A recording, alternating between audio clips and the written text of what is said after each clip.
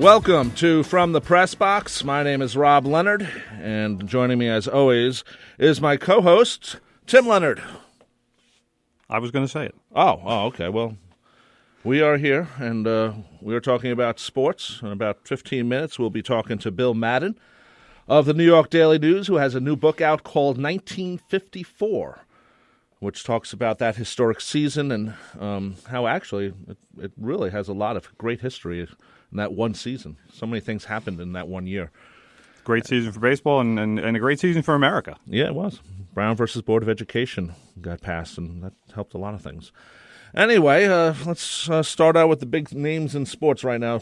My brother's yes, Tim is my brother. Do we have to say that every show? Some people might think that we're not related. Can't they figure this out? I don't know. We both have the same last name. What about Pat Leonard of the Daily News? Not related. Not related. We're going to try and get him on the show, though. Sugar Ray Leonard? Not related. Also going to try and get him on the show. Kevin Leonard? Yes, he's our cousin. He's related. He's related. He might even be listening. The guy from the San Antonio Spurs? Kawhi Leonard. Kawhi Leonard? Not related. NBA Finals MVP. Yeah. Cousin Kawhi. Anyway, let's start off with what many people were talking about yesterday, and it continues into today. The U.S. has actually been playing pretty well in the World Cup. Very well. Much better than expected. Here's kind of how things are right now for the United States national team, is that the tie yesterday with Portugal, they wound up tying 2-2 for anybody who may not have been watching the game or may not have been paying attention, which seems to be becoming increasingly difficult to do because it seems like this team is really gaining some momentum with the American public.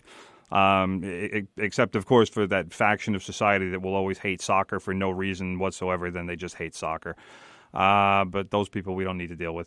Anyway, but yesterday, the U.S., they gave up a goal early. It was 5-6 minutes into the game. Jeff Cameron kind of flubbed the clearing attempt, and it looked like it was going to be one of those games where, all right, the U.S. just isn't going to get it done, and here's our mulligan, but then, hey, we got Germany waiting for us in the third game of qualifying, and we could be in real trouble here. And then a funny thing happened. The U.S., I don't want to say they dominated the rest of the first half, but they played well, and they hung with Portugal and really kind of showed that you don't need to have Cristiano Ronaldo, who a lot of people think is the best player on the planet, on your team or on your side of the field to be effective. And the U.S. built attack, and they had some dangerous chances, and they got out of halftime still down 1-0.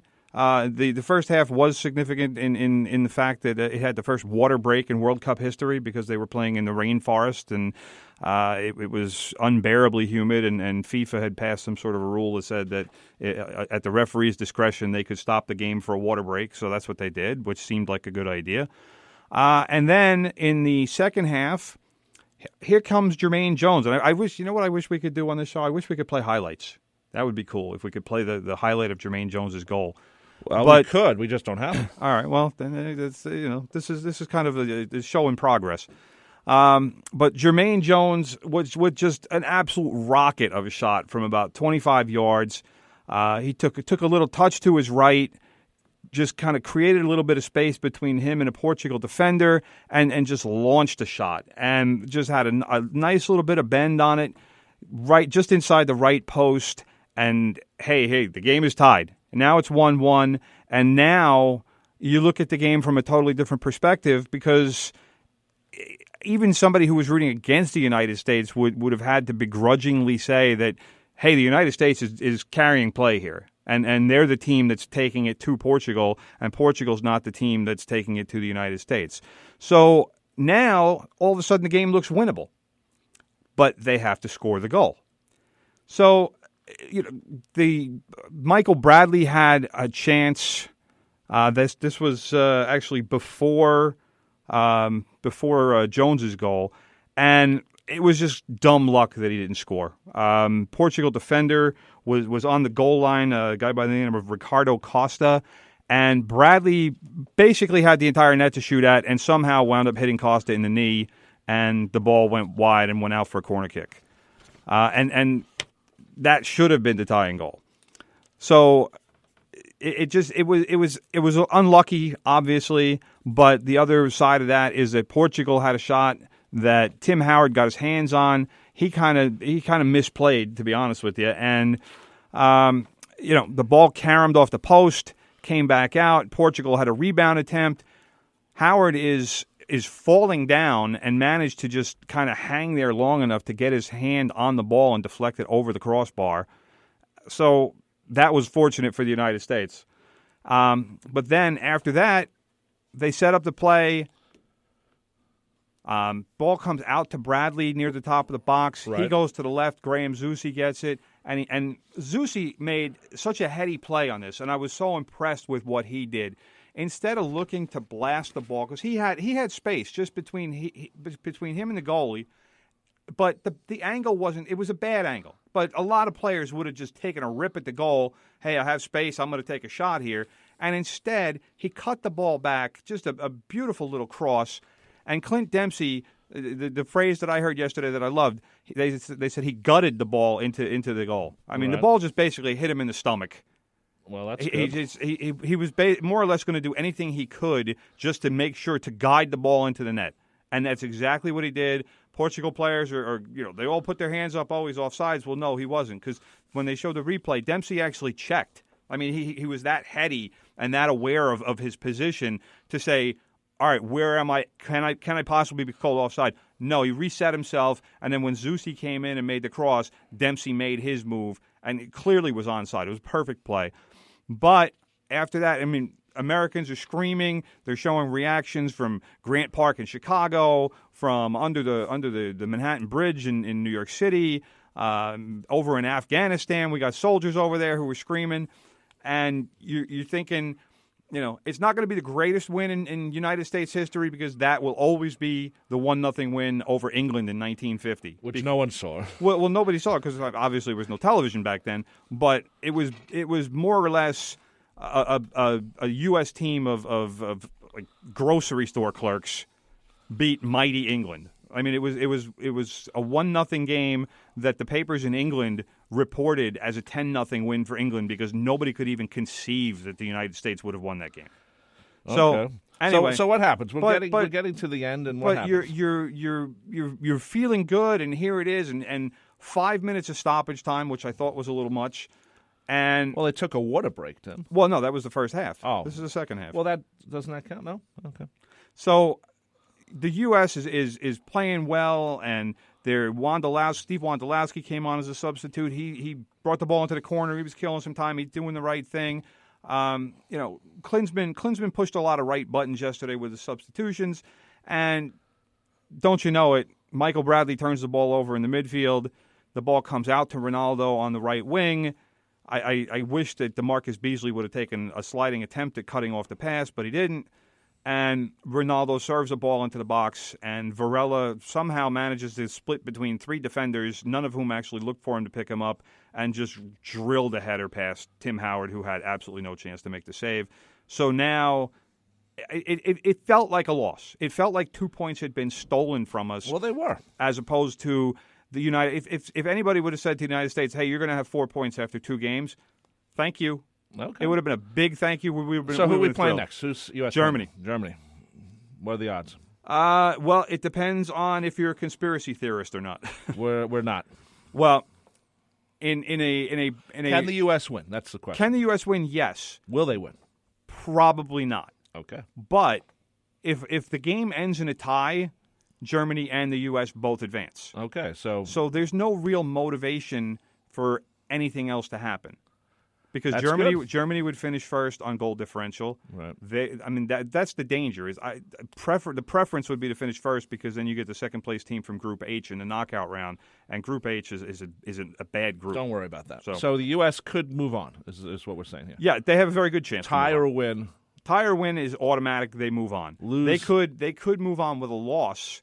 If the United States loses to Germany, then Americans have to root for Portugal to win, because they have the worst goal differential right now. And then it'll come back to goal differential. Okay. But I want to point this out because nobody else has. If somehow the United States and Ghana wind up tied with points and tied with their goal differential, the United States would still advance. That's good. Because that's based on the head-to-head game that they beat Ghana. So Nobody's mentioned it. I actually had to go. It took me an hour to find that information last night because nobody was writing it, and it wasn't on the FIFA site anywhere. That's good news. Now, we got to get to other things before we get to Bill Madden. Carmelo Anthony has opted out of his contract. No surprise here. He is going for the money. He's also thinking that maybe the Knicks aren't ready to rebuild in the time he's here.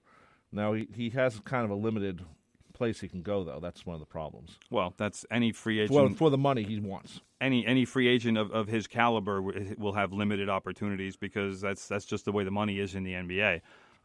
Carmelo, I mean, this is not a surprise that Carmelo Anthony has opted out. He's been saying for months that he wanted to do it. I think that Phil Jackson was hoping that his Zen-like properties would talk Carmelo out of opting out. It only works when Phil is playing the Grateful Dead in the background and you're hanging out and you're listening to him. Well, but yeah. I think Carmelo is doing the wrong thing here. I think this is actually going to work for the Knicks. As much as Carmelo has been very good to the Knicks and for the Knicks, if Carmelo doesn't come back, then Phil Jackson has to move faster in his rebuilding. But he's limited with what he can do. Next year. Next year will be different. You're right. No, next year is it's going to be a wasted season because the Knicks are talking about the season after that. Basically. Well, yeah. But this coming season, 2014-15, it's a nothing season for the Knicks. It's going to be whatever. If they make the playoffs, great. If they don't, which I'm assuming they probably won't, but they have 3 expiring contracts: Andrea Bargnani, Mari Stoudemire, and J.R. Smith. Now you can expect those guys to probably have good seasons because it seems like most NBA players, most athletes in general, when they're in the walk year of their contract, magically they become better players. Yeah, I know. So and that's probably especially true for J.R. Smith because he turned one season into a 3-year deal with the Knicks, which was a mistake. But those guys, I mean, if they can get Carmelo back with those 3 guys, I mean, it's a decent core, but it's not a team that's going to do anything. And the other aspect I think that Carmelo really needs to look at before he decides to go elsewhere for the money is the team. Most of the teams that are interested in him, I mean, well, I don't want to say most, but the couple of teams that are interested in him, Houston Rockets and the Dallas Mavericks, playing in the West is no easy thing. You're not guaranteeing yourself getting to the finals, whereas in the East, you got the Miami Heat and the Indiana Pacers. And that's it. I mean, there's really no other good teams in the East. So that's why the Knicks almost made the playoffs. Well, exactly, with the lousy record that they had. But that's something for Carmelo to consider because he said he wants to play for a championship. He wants to be involved in those important games. But you do that in the West, and he's kind of setting himself up for a repeat of what he had when he was in Denver, where he couldn't win a playoff series because he didn't have the surrounding cast. Now, if he goes to Houston, fine. He's playing with Dwight Howard. He's playing with James Harden. That's a great big 3. But Houston's going to have to trade Jeremy Lin to make that happen. They're going to have to trade send him back to the Knicks. Well, it's possible. It's very possible, actually. And Dallas, the Mavericks are, they took San Antonio to 7 games in the first round of the playoffs. But Dirk Nowitzki's getting old. That's a team that needs at least another piece what about, or 2. What about the 3 Musketeers? Well, the 3 of them have to give decisions on whether or not they're opting out by Wednesday. We're talking about LeBron James, Dwayne Wade, and Chris Bosh. Yes, but they have to give their decision. The expectation is that they will opt out, but at the same time, they could be working on another deal between the 3 of them to say, all right, we're gonna sign up. We're gonna do what we did last time and take less money and make this thing work. Now, would Carmelo Anthony do that? That's possible, but I would think it's unlikely. But that will be the indicator as far as how badly does he want to win a championship, because it's tough to do when you're paying guys max money to bring in all of the other pieces that you need to win a title. Right. And that was the problem for the Heat this season, was their bench wasn't as good as it was the last couple of years, and that was the reason they lost to the Spurs so convincingly. Interesting. Let's get to Bill Madden after.